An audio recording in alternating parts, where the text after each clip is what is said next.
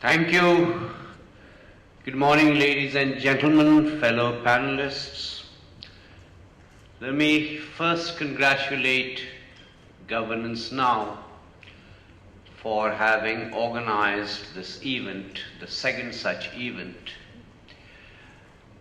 The reason I said let me congratulate Governance Now is the railways are important not only from the point of view of the people who are assembled here, who are looking at the railways primarily from the point of view of possible investments. If one thinks of a single sector which affects the lives of every Indian citizen, a sector which interfaces with the lives of every Indian citizen, that would be the railways. That's the reason the railways are important, not only from the point of view of the people who are assembled here today. The railways, as everyone present here knows, are not in very good financial shape.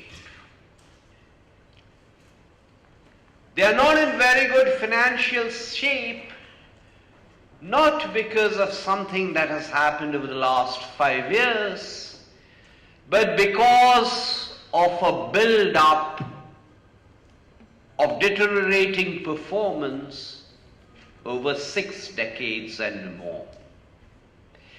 Many of the issues that confront the railways today are issues that indeed were debated when railways were first constructed in India. Several of the issues that we are debating today are issues that were mentioned in the 2 minutes by Lord Dalhousie towards the middle of the 19th century.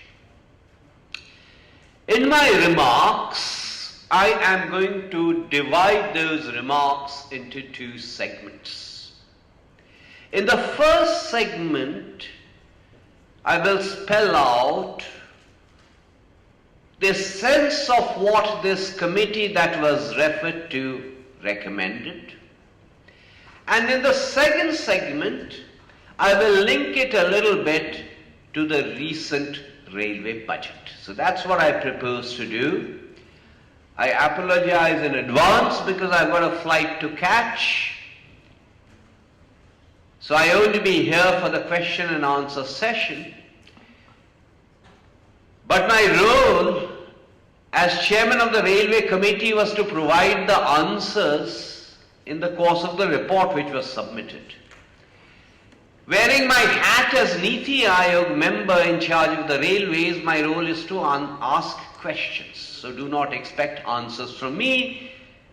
And hence if I disappear, that's absolutely fine. The answers will be provided by the Ministry of Railways, the ministers, the 2 ministers and representatives of the Railway Board.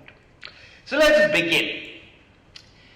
As a committee, we recommended all kinds of things, but the crux of it was 5 pillars. Pillar number 1 was a transition to commercial accounting. A transition to commercial accounting not only in an attempt to attract private investments from the railways, but a transition to commercial accounting for the railways themselves to know what the rate of return on a particular project is. If I'm going to borrow at X% using the IRFC route, I need to be in a position to know what the rate of return on that project is going to be. If I'm going to ask the union government or state governments to reimburse me for the social cost burden, I need to know what that social cost burden actually is. If I'm going to try and ensure in some sense that the different zones and perhaps even the divisions become self-financing, which does not necessarily mean that they all have to make profits, I need to know the accounts of the zones and the divisions. Everyone present here knows that the present railway account system is such that there is no such transparency. Complicated by the fact that there is a very complicated relationship with the union government, where the union government on one hand gives gross budgetary support, which is a misnomer because it's not really gross budgetary support, it's really a loan in perpetuity. And on the other hand, it takes out dividends, which again is a bit of a misnomer because it's not really dividends in the sense that we understand it at all. It is a repayment of the interest on the GBS. The railway budget system, in a sense, originated with the Ackworth Committee, the separate railway budget. If you read the recommendations of the Ackworth Committee, you will find it had several recommendations, but the only one that was implemented back then was the separate railway budget. So the first pillar of our suggested reforms was commercial accounting. The second pillar was an independent regulator. In terms of what we contemplated as a committee, there would be private operators also, not necessarily today, someday in the future. And the role of the railway ministry would be in terms of enunciating policy. So the railway ministry enunciates policy, the independent regulator ensures rules of fair competition as per that policy enunciation are observed.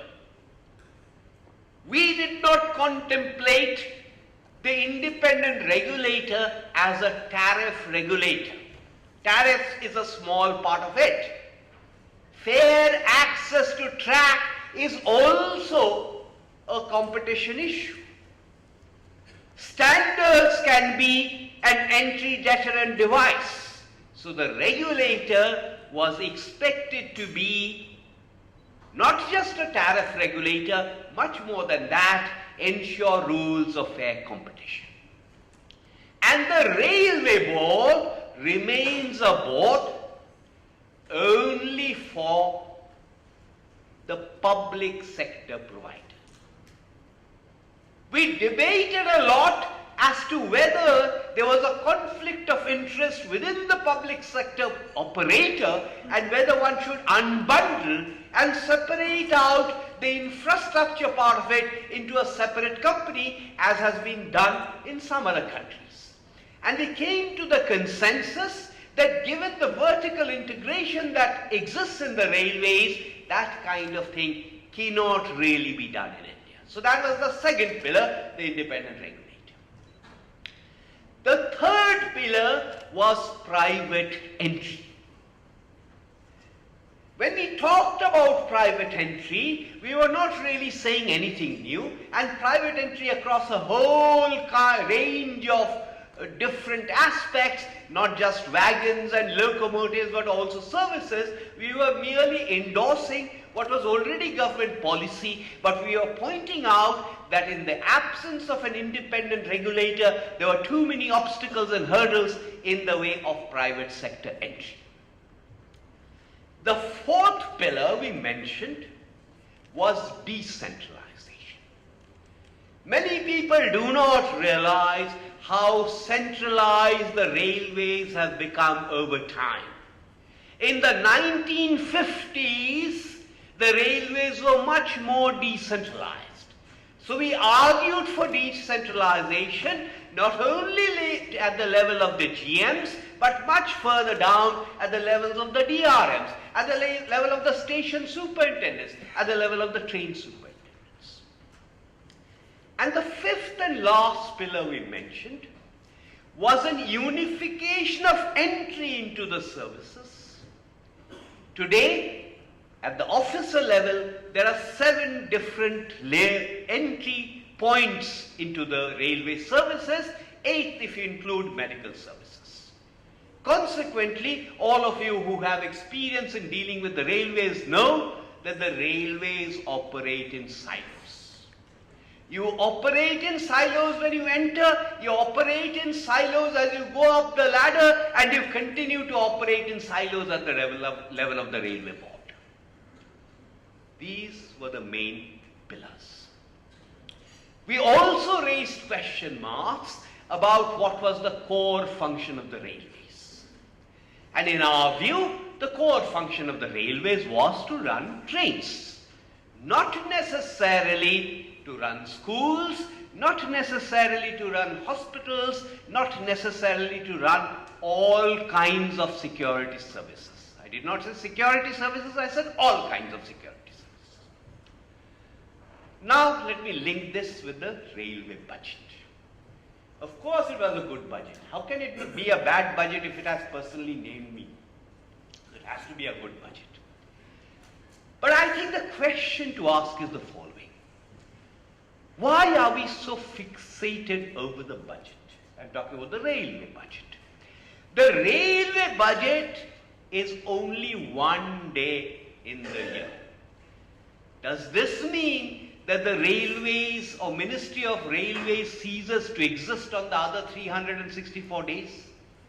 Does it mean that various policy changes will not happen on days other than that one particular day? Obviously not. So many of the changes, many of the reforms will happen elsewhere. Sometimes deliberately, I am not speaking on behalf of either Suresh Prabhuji or Manoj Sinha ji, I am venturing my private opinion, which is that sometimes you don't want the reforms to attract too much of attention. If they become highly visible, they can be extremely controversial. It is far better not to flag them in a budget speech, but to quietly do them. The railway budgets have recently been identified with what? What new trains are going to be introduced? And the honest to God answer is, given the capacity constraints today, the railways cannot handle more trains.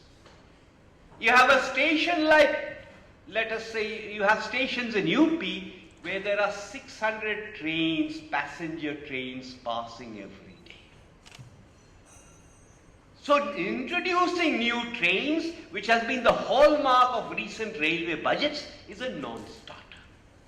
And the second aspect of every railway budget has been changes in fares and tariffs.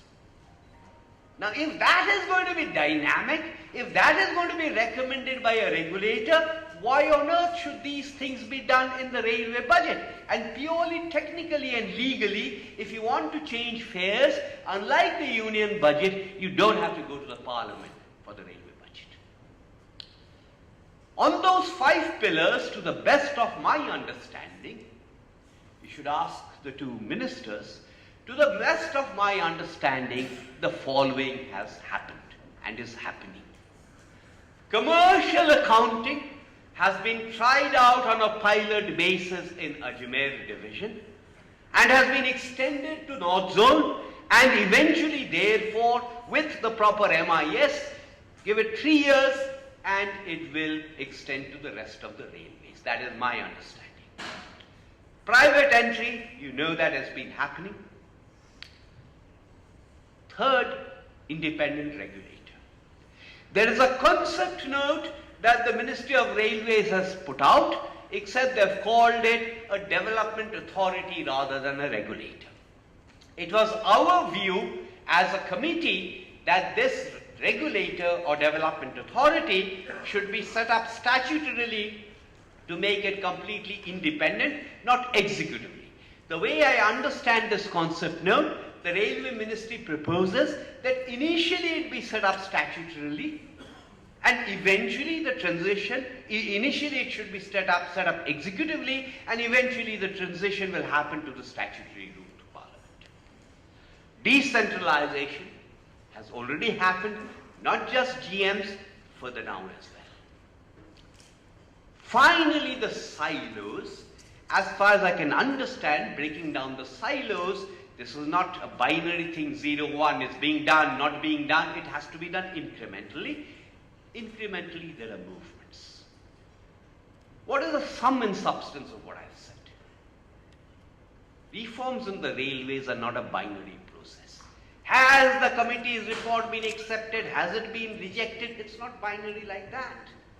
As I said, the railways are where they are because of a build-up over 6 decades and more. Yes, the numbers are bad, but you cannot fix those numbers overnight.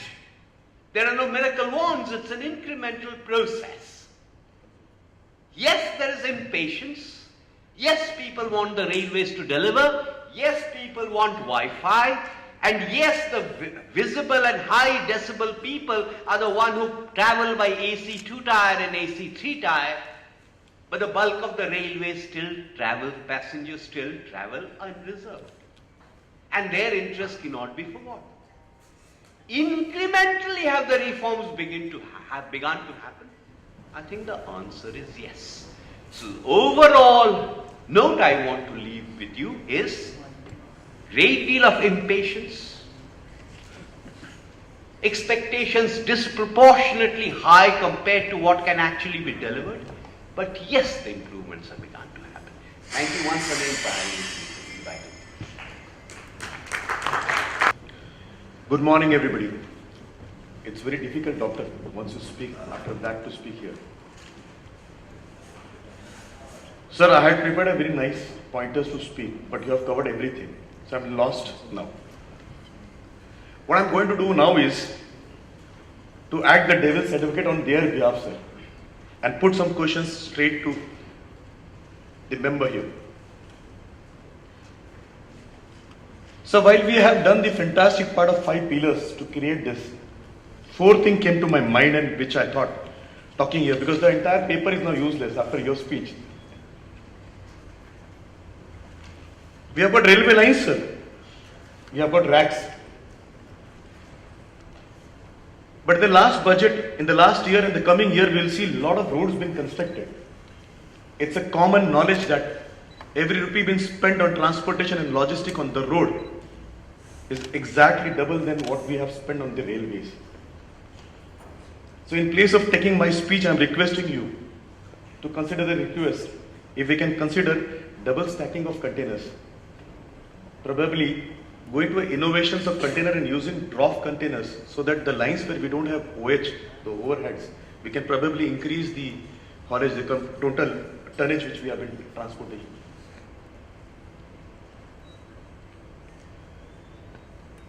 Sir, the use of IT changed the way railway reservation has been done. I'm youngest in the family of 5.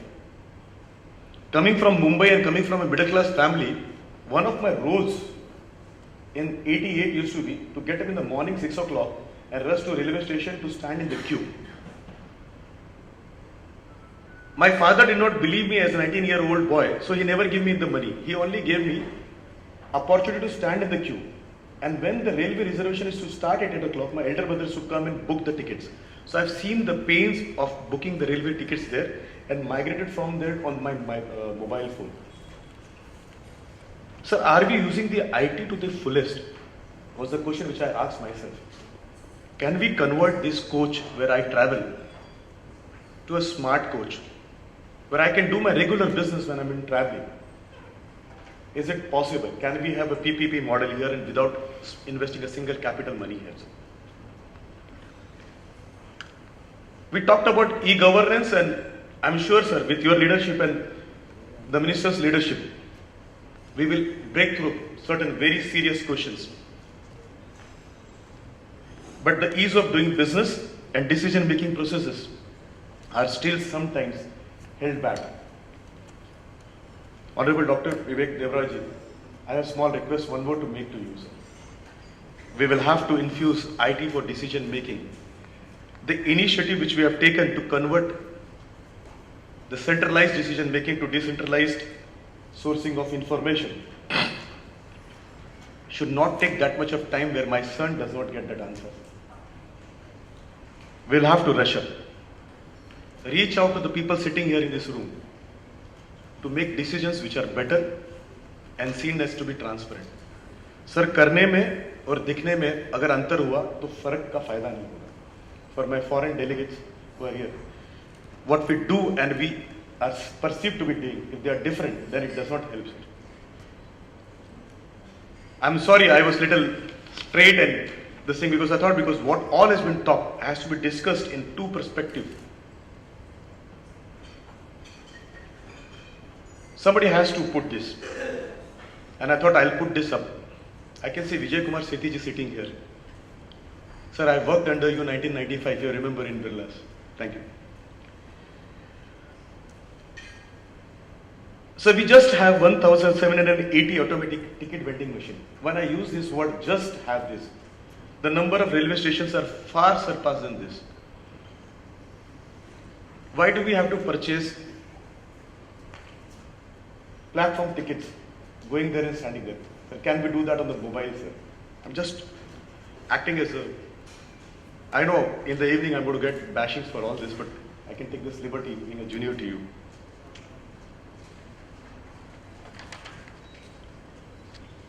Sir, can we have barcoded tickets, or can we have smart platforms where when I enter the platform, I can see the services on the platform, the crutch, the restroom, the ticket center, the whatever, the juice center, whatever is there, how many people work there, because many times we see there are ghost employees.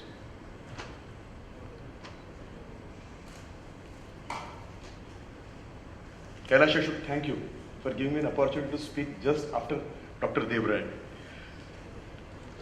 I'm sure, sir, you will forgive me for all this udandata of mine, but take this to the court.